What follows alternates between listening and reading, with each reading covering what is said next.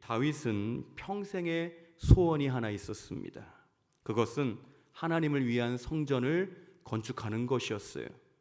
사실 다윗은 이스라엘의 두 번째 왕이라는 위대한 신분을 가지고 있었기에 마음만 먹으면 언제든지 자신이 원하는 건축물을 올릴 수 있는 힘이 있었습니다. 그러나 다윗은 자기가 짓고 싶다고 성전을 마음대로 짓지를 않았습니다.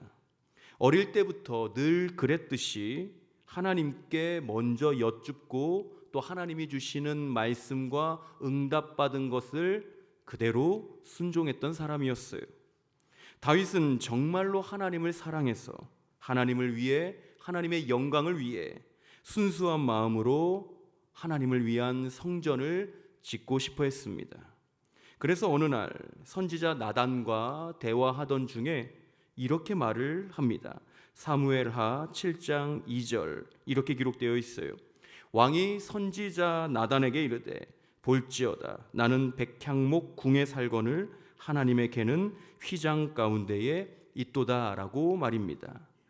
이 고백을 들어보면 이 다윗이 얼마나 대단한 마음을 가지고 있고 하나님을 향한 대단한 고백을 하고 있는지를 우리가 알 수 있습니다. 사실 이 다윗이 나를 왕으로 세워주시고 백향목 궁에 살게 하신 하나님께 늘 감사하고 겸손하게 은혜를 구하며 살아가는 것, 그것만으로도 대단한 신앙이라고 우리가 볼 수 있습니다. 이 사람의 본성은 지극히 악해서 조금만 잘 되거나 좋은 일이 있으면 자신의 의를 내세우고 자기 공로를 드러내며 교만해지는 경우가 많기에 이 다윗이 보이는 이 고백을 보면 얼마나 다윗이 하나님 앞에서 겸손하게 순수하게 신앙을 지키고자 했는지를 우리가 잘 알 수 있는 겁니다. 다윗이 사실 얼마나 대단한 사람이었습니까? 왕이 될 때까지 숱한 어려움과 고난을 이겨내고 전쟁에서 승리하고 사람의 배신과 그 모든 삶이 주는 지독한 고통 속에서 버텨내고 인내하여 이 왕의 자리까지 온 사람 아닙니까? 정말 대단한 사람이거든요. 그런데 다윗이 고백하기를 자기는 백향목 이 궁에 사는데 하나님의 개는 그저 휘장을 쳐놓은 천막에 있다는 것이 너무 마음이 아픈 거예요. 속상해합니다. 이것만 봐도 정말 대단한 다윗의 신앙이고 또 다윗이 드리는 엄청난 고백입니다. 그래서 다윗의 이 순수하게 성전을 짓고자 하는 마음을 알게 된 이 나단 선지자가 감동을 받아요. 그리고 다윗에게 이렇게 화답하며 말을 합니다. 사무엘하 7장 3절입니다. 이 나단이 왕께 아뢰되 여호와께서 왕과 함께 계시니 마음에 있는 모든 것을 행하소서 하니라 라고 말입니다. 나단 선지자가 이 왕의 자리에 올라온 다윗의 고백과 말을 듣고 깜짝 놀란 거예요. 사실 사울도 이스라엘의 초대 왕으로 왕의 자리에 있을 때에 하나님의 이름을 불렀던 왕입니다. 그리고 제사를 드렸던 왕이에요. 그리고 선지자와 끊임없이 대화도 했던 왕이었습니다. 그러나 그 사울의 모든 말과 행위가 철저하게 자기 이익에 따른 가증한 종교 행위였습니다. 한마디로 사울이 행했던 모든 신앙적인 행위, 종교적인 행위는 순수하지 않았다는 겁니다. 그런데 나단 선지자가 다윗의 말을 가만히 듣고 있자 보니 다윗이 성전을 짓고 싶어하는 이 마음이 너무 순수한 거예요. 그리고 또 하나님을 사랑하는 진심인 겁니다. 그래서 나단 선지자가 말하기를 왕이시여 여호와께서 왕과 지금 함께 하고 계십니다 라고 화답을 한 겁니다. 왕의 마음이 곧 하나님의 마음이고 하나님의 마음이 곧 왕의 마음이라고 말하고 있는 겁니다. 그런데 그날 밤 하나님께서 나단 선지자에게 이렇게 말씀을 하십니다. 역대상 17장 4절입니다. 가서 내 종 다윗에게 말하기를 여호와의 말씀이 너는 내가 거할 집을 건축하지 말라라고 말입니다. 하나님은 다윗에게 성전을 짓지 말라고 말씀하시며 너의 후손이 그 위대하고 특별한 일을 감당할 거라고 말씀하세요. 그리고 그 이유에 대해서 후에 이렇게 말씀하셨습니다. 역대상 22장 8절입니다. 여호와의 말씀이 내게 임하여 이르시되 너는 피를 심히 많이 흘렸고 크게 전쟁하였느니라. 네가 내 앞에서 땅에 피를 많이 흘렸은즉 내 이름을 위하여 성전을 건축하지 못하리라 라고 말입니다. 하나님께서 다윗에게 성전을 지을 수 없게 하신 이유, 하나님 앞에서 다윗이 땅에 피를 많이 흘렸기 때문이라는 이 부분이 여러 가지 해석이 있습니다. 먼저는 이 다윗이 수많은 전쟁을 통해 많은 사람들의 목숨을 앗아갔기 때문에 하나님께서 이 다윗의 피 묻은 손으로는 거룩한 성전을 짓지 못하게 했다는 해석이 있어요. 또 한 가지 해석은 다윗의 가장 큰 오점으로 남아있는 이 밧세바 간음 사건으로 인하여 연쇄적으로 제약이 이어졌기 때문에 하나님께서 거룩한 성전을 짓지 못하게 했다는 해석도 있습니다. 어찌되었든 분명한 것은 하나님께서 다윗에게 그렇게 다윗이 짓고 싶어 했던 성전을 짓지 못하게 했다는 거예요.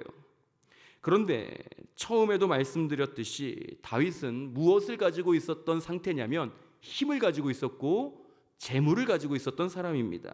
왕이에요. 절대 군주, 절대 능력, 절대 권한을 가지고 있었던 왕입니다.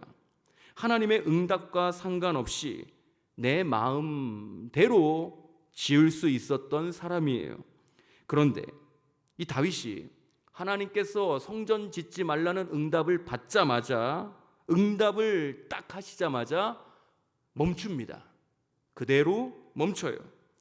하나님께서 가라고 하면 가고 멈추라고 하면 멈추는 아주 신앙의 모범적인 모습을 이 다윗이 보여주고 있는 겁니다. 이렇게 순종하는 다윗에게 하나님은 약속을 하나 맺어주십니다. 다윗의 아들인 이 솔로몬 시대에 성전을 건축할 수 있게 해주겠다고 말이에요. 그래서 다윗은 장차 건축될 이 성전을 바라보며 차근차근 그리고 아주 세심하게 꼼꼼하게 그리고 정말 최선을 다해 열정적으로 무엇을 하느냐? 성전 건축을 할 준비를 합니다. 그러한 성전 건축에 대한 준비 과정이 역대상 22장부터 쭉 기록되어 있어요. 다윗이 이 성전 건축을 시작하면서 얼마나 최선을 다해 그 일을 준비했는지 역대상 22장 앞부분을 요약해서 말씀드리겠습니다.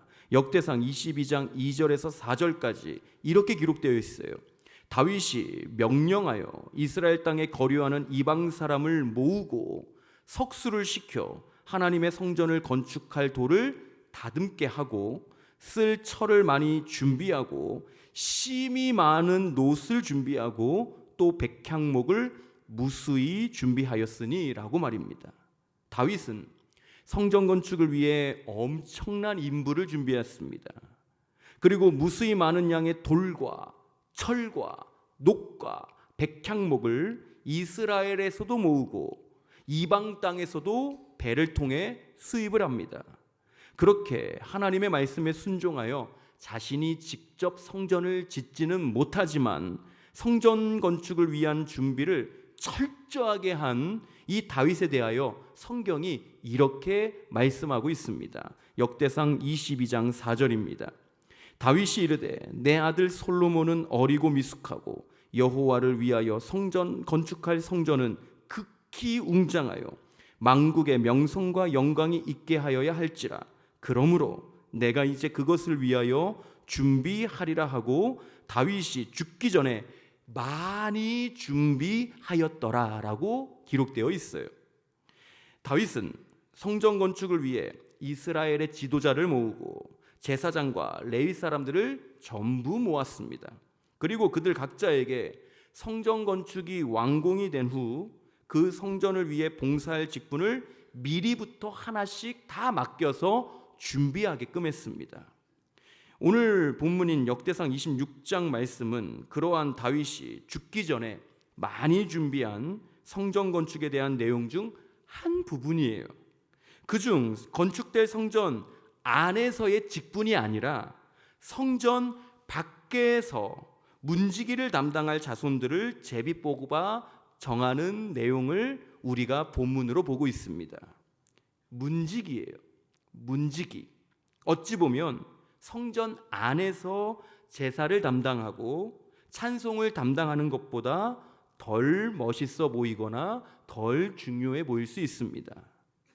하찮게 보일 수도 있고 멋없게 여겨질 수도 있는 직분이 문지기라고 하는 직분이에요. 성전 안에 없거든요. 사실 우리도 성전 이렇게 말을 하면 성전 안을 자연스럽게 생각을 합니다. 성전 안에 있는 주랑을 떠올리고 뜰을 떠올리고 성전 벽과 지성소와 금으로 입힌 그룹이 생각나고 말이에요. 그래서 성전 밖은 잘 생각을 하지를 못하지요. 그런데 오늘 본문은 성전 문지기, 즉 성전 밖에서 하나님의 사명을 감당하는 자에 대한 내용을 자세하게 기록해 놓았습니다. 이것은 주님의 성전을 지키는 문지기를 이 다윗이라고 하는 왕은, 그리고 오늘 우리가 보고 있는 이 성경은, 하나님은 사소하게 여기지 않았다는 겁니다. 그렇다면 성경에서 보는 성전 문지기는 어떤 의미를 가지고 있을까요? 한마디로 문지기의 일은 다른 직분과 동등한 중요성을 가지고 있다는 겁니다. 역대상 26장 1절부터 11절까지 말씀을 보시면 문지기의 반장들 이름이 쭉 기록되어 있습니다. 그리고 12절에서는 그 반장들을 이렇게 기록해요. 역대상 26장 12절 이렇게 기록되어 있습니다.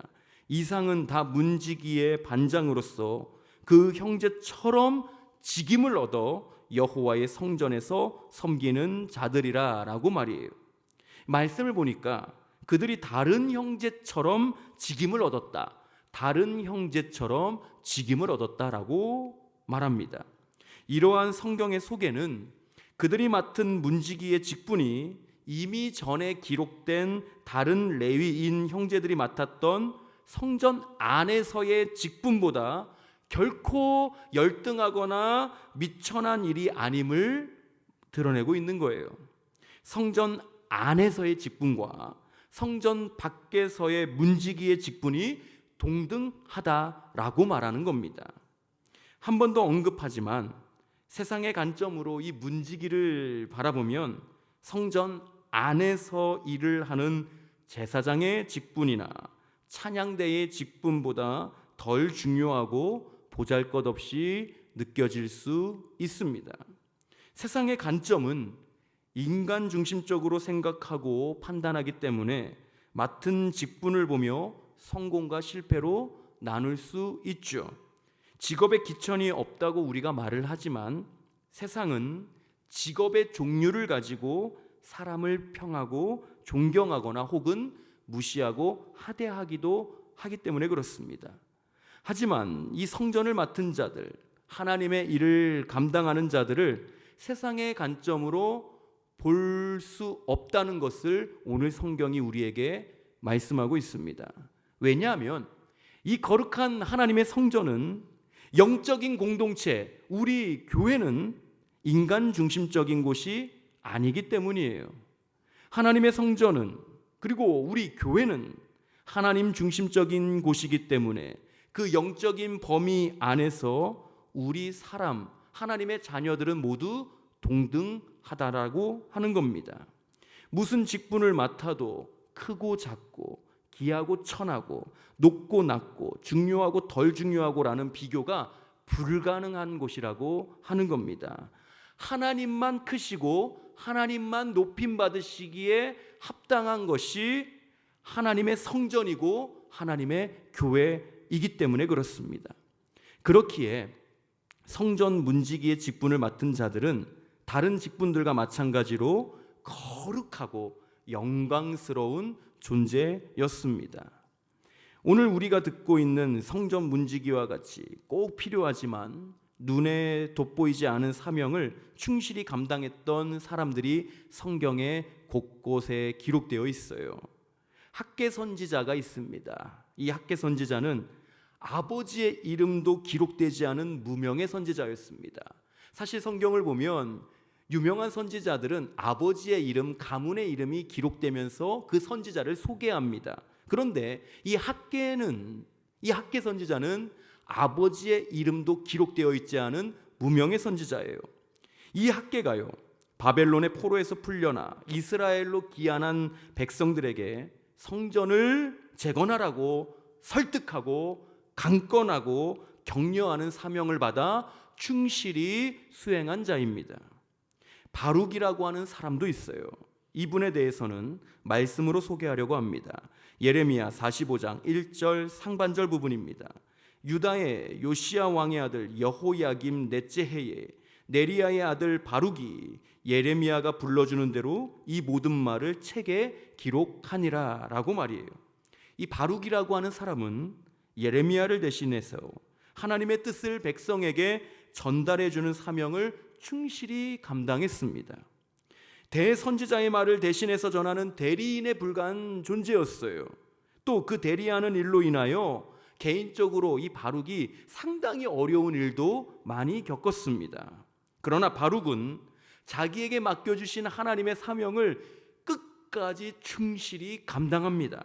주님의 문지기로서의 사명을 끝까지 최선을 다해 목숨 걸고 감당했던 겁니다. 이렇게 하나님의 일은 높고 낮음이 없어요. 그저 우리는 하나님께 부르심을 입은 대로, 맡겨주신 달란트대로, 사명대로 순종하면 되는 겁니다. 내가 어떤 일을 하고 무슨 자리에 앉느냐가 중요한 것이 아니라 하나님이 뜻하신 자리에서 맡겨주신 일에 얼마나 최선을 다해 순종하느냐가 중요하다는 것을 오늘 성경을 통해 우리는 잘 알 수 있습니다. 다윗도 성전 건축이라는 위대한 일을 맡지는 못했어요. 평생 꿈이었거든요.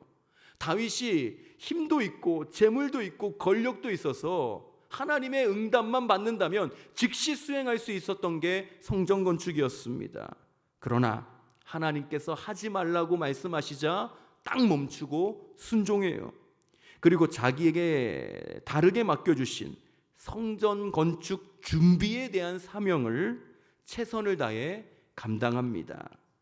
건축자라는 눈에 돋보이는 역할은 아니었지만 다윗은 준비자의 역할에 최선을 다해 순종했습니다. 우리 구주 예수님도 낮고 천한 역할을 온전히 감당하셨죠. 예수님께서 이 땅에 오셔서 감당하셨던 일은 문지기와는 비교도 안 될 천한 역할이셨습니다.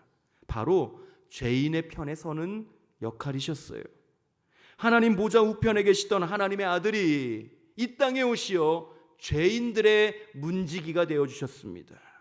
하나님의 아들로서 결코 받아서는 안 될 그 대접을 우리 주님 예수님이 받으셨어요. 온갖 고난과 조롱과 모욕을 당하시고 인간의 침뱉음을 당하셨습니다. 십자가에 못 박혀 피를 쏟으시고 창에 옆구리를 찔리시어 모든 몸에 물을 다 쏟아내셨습니다. 하지만 예수님은 그 맡으신 직분의 사명을 겸손함으로 순종함으로 충성되이 감당하셨어요. 왜냐하면 그것이 하나님이 자신에게 주신 뜻이었고 예수님은 그 뜻대로 철저하게 살아가는 하나님 중심적인 분, 아버지의 뜻의 중심적인 분이었기 때문입니다. 그래서 어떠한 직분을 맡으시고 역할을 맡으시던지 그 일을 목숨 걸고 최선을 다해 감당하신 거예요. 그 죄인의 문지기로서의 사명을 충실히 감당하셨던 예수님에 대해 바울 사도는 빌립보서에서 이렇게 말씀하고 있습니다. 빌립보서 2장 6절에서 8절까지 말씀입니다. 그는 근본 하나님의 본체시나 하나님과 동등됨을 취할 것으로 여기지 아니하시고 오히려 자기를 비워 종의 형체를 가지사 사람들과 같이 되셨고 사람의 모양으로 나타나사 자기를 낮추시고 죽기까지 복종하셨으니 곧 십자가에 죽으심이라 라고 말입니다. 보통 우리는 무슨 일을 맡아서 할 때 정말 최선을 다해서 한다는 표현으로 죽을 힘을 다해서 라던가 죽을 뻔한 정도로 라던가 죽는다는 생각으로 라는 말을 하곤 하죠.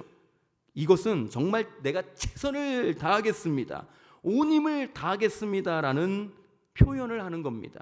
그런데 우리가 아무리 열심히 해도 말만 그렇게 할 뿐이지 정말로 죽을 정도로 하진 않아요. 그런데 우리 구주 예수님은 바울 사도의 말처럼 죽기까지 맡은 죄인의 문지기 역할을 감당하셨습니다. 치욕스럽고 절망스럽고 더럽고 추악하고 멸망으로 이끄는 이 죄를 처리하시기 위해 죽을 힘을 다해서 사명을 감당하신 것이 아니라 우리 구주 예수님은 정말로 죽으셨습니다. 십자가에 달리시어 모든 피와 물을 쏟아내시고 죽으셨어요. 세상의 관점에서 보는 예수님의 직분, 실패한 직분이었습니다. 죄인들, 버려진 자들의 문지기가 되어주신 것 자체가 실패한 직분이었다는 겁니다. 그러나 세상이 바라보는 그 실패한 직분으로 인하여 나는 구원받을 수 있는 놀라운 은혜의 길, 새로운 살 길, 생명의 길이 열린 겁니다. 그렇게 결코 예수님이 감당하신 그 문지기의 사명은 실패한 직분이 아니고 실패한 역할이 아닌 것이죠. 인간 중심으로 보는 관점이 아닌 하나님 중심으로 그 관점으로 바라볼 때 우리 주님의 십자가에 못 박히심은, 대속의 죽음을 당하심은 엄청난 완벽한 성공인 겁니다. 이 놀라운 예수님의 성공에 대해 바울 사도는 고린도서에서 이렇게 말씀하고 있습니다. 고린도전서 1장 18절 말씀, 우리 한 목소리로 읽어보겠습니다. 십자가의 도가 멸망하는 자들에게는 미련한 것이요 구원을 받는 우리에게는 하나님의 능력이라. 아멘. 다윗은 성전 건축을 준비하여 문지기를 미리 제비 뽑아 선정했습니다. 미리 뽑아 선정했다는 것은 성전이 완공될 때까지 교육시키고 영적인 훈련을 끊임없이 시켰다는 거예요. 그만큼 문지기의 직분은 성전 안에서의 직분만큼 중요했고 그 사명은 어느 사명과 동등하게 막중한 사명이었습니다. 바울 사도는 죄인의 문지기였던 예수님을 다메섹 도상에서 만나 그 역시 은혜의 문지기가 됩니다.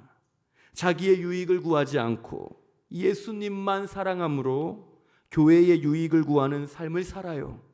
부활을 소망하는 삶을 살았던 주님의 문지기가 되었습니다. 예루살렘에서도 로마에서도 교회에서도 감옥에서도 바울은 그저 충성스러운 주님의 문지기로서 살았습니다. 동족인 유대인들이 무시하고 조롱하고 죽이려고 해도 그 천한 은혜의 문지기의 사명, 주님의 문지기의 사명을 바울은 죽을 때까지 끝까지 감당합니다. 그럼 바울이 옛날 고린도 교회에 말을 했고, 그리고 성경은 오늘 우리에게 이렇게 말씀합니다. 고린도전서 11장 1절이에요. 내가 그리스도를 본받는 자가 된 것 같이 너희는 나를 본받는 자가 되라라고 말입니다. 죄인의 문지기였던 예수님을 본받고 그 예수님을 따라 은혜의 문지기, 주님의 문지기였던 바울 자기 자신을 본받으라고 하는 거예요. 오늘 성경은 우리에게 예수님을 따라 문지기가 되라고 말씀하십니다.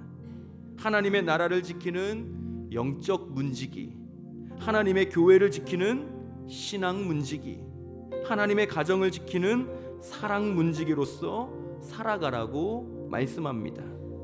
죄악이 번성하는 세상 속에서 은혜의 문지기로, 복음의 문지기로, 주님의 문지기로 살아가라고 말씀합니다. 세상의 멋진 수많은 직업보다 나를 위해 그 낮은 직분을 감당하신 우리 주님만 사랑하며 섬기는 우리의 믿음이 더 영광되고 더 복됩니다. 이것을 미리 깨달은 시편 84편의 고라 자손은 이렇게 고백했습니다. 이 고백이 우리 모두의 고백이 되기를 소망해요. 시편 84편 10절의 말씀을 이 시간 우리 함께 소리내서 고백하겠습니다. 주의 궁정에서의 한날이 다른 곳에서의 첫날보다 나은즉 악인의 장막에 사는 것보다 내 하나님의 성전 문지기로 있는 것이 좋사오니. 아멘. 오늘부터 2025년 새해가 시작되었습니다. 올 한 해 주님의 문지기로 사명 감당하며 겸손하게 살아가는 우리 모든 제일교회 성도님들 되시기를 주님의 이름으로 간절히 축복합니다. 우리 시간에 함께 찬송하겠습니다. 나 주님의 기쁨 되기 원하네 함께 찬송할 텐데 우리의 믿음을 담아 우리의 결단을 담아 함께 찬송하겠습니다.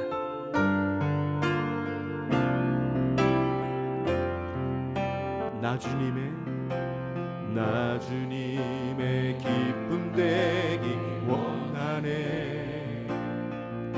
내 마음을 새롭게 하소서. 새 부대가 되게 하여 주사 주님의 빛 비추게 하소서. 내가 원하는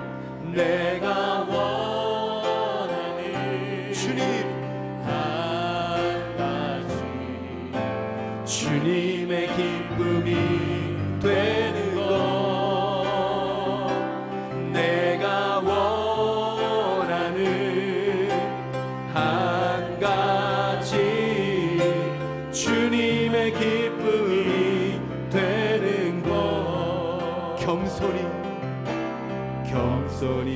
내 마음 드립니다. 나의 모든 것 받으소서.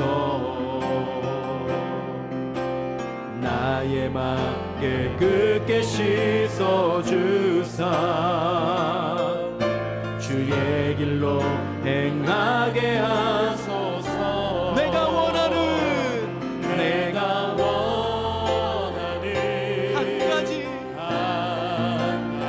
주님의 기쁨이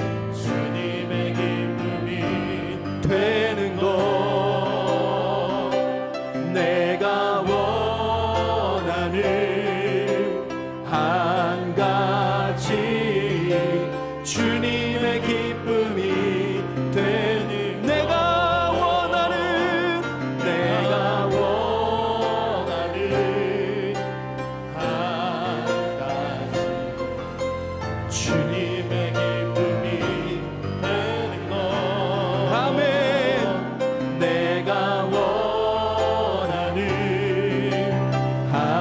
가지 주님의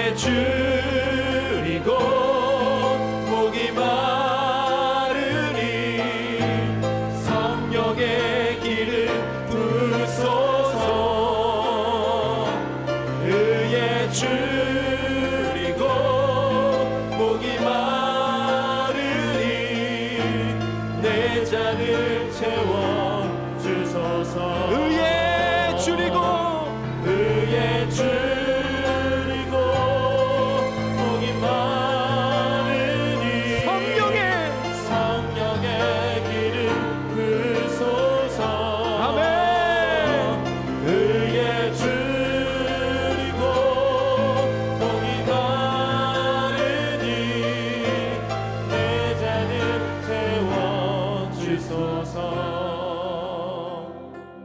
의에 줄이고 목이 마르니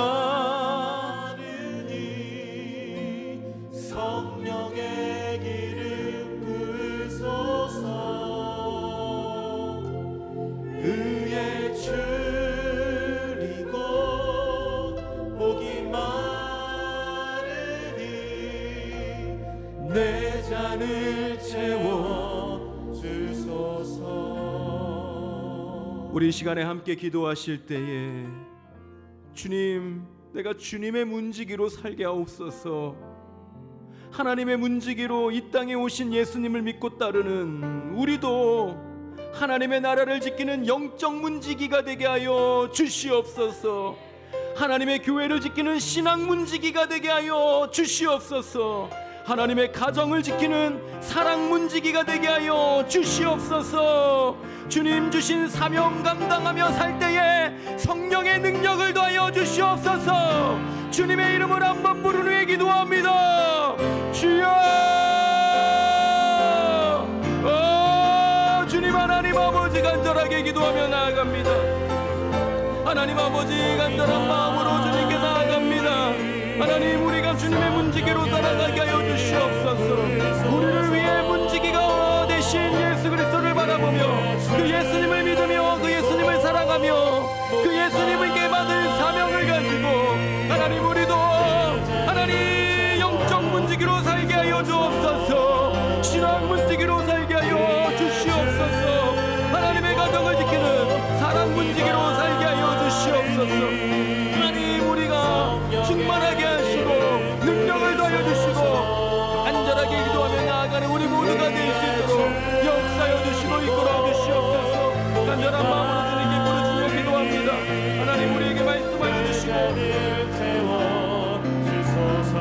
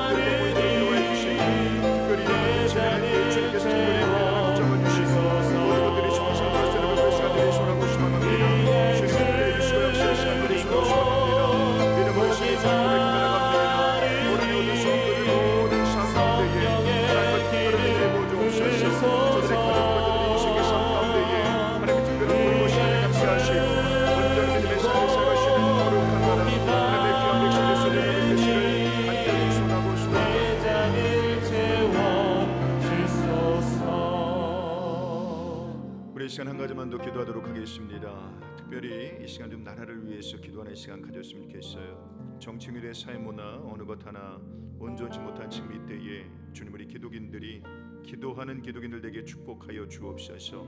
우리가 이 성전에서 주 앞에 뜨겁게 기도할 때에 하나님께서 특별히 이 대한민국 땅에 그리스도의 피 묻은 계절이 다시금 찾아오게 축복하여 주시고 정치경의 사회문화 가운데에 하나님을 경외하는 자들이 세워지게 축복하셔서 정말 복음을 증거하는 데 부족하면 나라 될 수도 축복하여 주옵소서. 특별히 무한공항 제주항공 참사와 관련된 유가족들과 고인들을 위로해 주시고 행여나 우리 성도들 가운데 관련되어 있는 지인들이 있다면 주님 특별히 위로하여 주셔서 정말 이 나라의 모든 슬픔이 애곡하는 이것이 주님 특별히 우는 자들과 함께 울게 하시고 하루속히 모든 것들이 정상적으로 회복될 수 있도록 은혜 부어 주옵소서. 우리 나라를 위해서 고통받는 영혼들을 위해서 주님 이름 크게 부르시며 한번 기도합니다. 기도하겠습니다. 주여, 하나님 아버지 나라를 위해서 특별히 시를 기도합니다. 정치인의 삶을 고난의 때 주님, 우리 기도들이 이때를 위한 믿음을 알기에 주님 찬양 기며 기도하시는 주의 시간 주시니 감사합니다. 우리 베드로신 모든 위정자들이 하나님을 두려워하게 하시고 하나님을 무서워하게 하시고 혼란스러운 모든 것들 가운데 주님이 신의 큰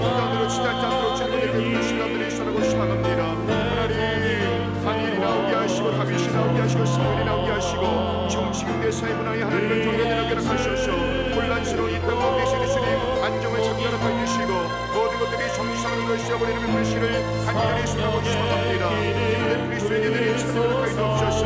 이 땅이 복음으로 산 땅에 만들어낸 위기에 주님 미션에 개입하여 주옵소서. 함께하여 주옵소서. 이런 들 중에서 위로하여 주시고 우리 백성들의 신의 국민들을 위로하여 주옵소서.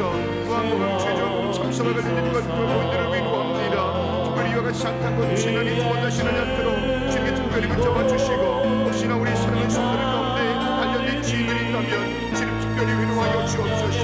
우리가 주님을 위로합니다. 주님의 위로가 필요합니다. 주님의 위로가 필요합니다. 이런 데 붙잡아 주시고 우리 우는 자들과 함께 울게 하라 해주시고 슬픔 받는 자들과 주님과 어깨를 들으시는 미션의 세례 백성들 되시도록 베풀어 주옵소서. 2025년도 주님 우리가 맡은 이 자리에서 기도하는 것들을 포기하지 않게 하시고 하늘을 여는 소망 잘 갖는 것이도록 주님 은혜 보시기를 간절히 소원하고 소망합니다. 성령의 기름 부으소서.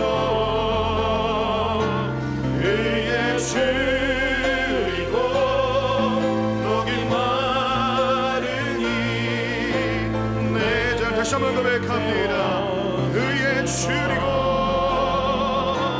의에 주리고 녹일 마르니 성령의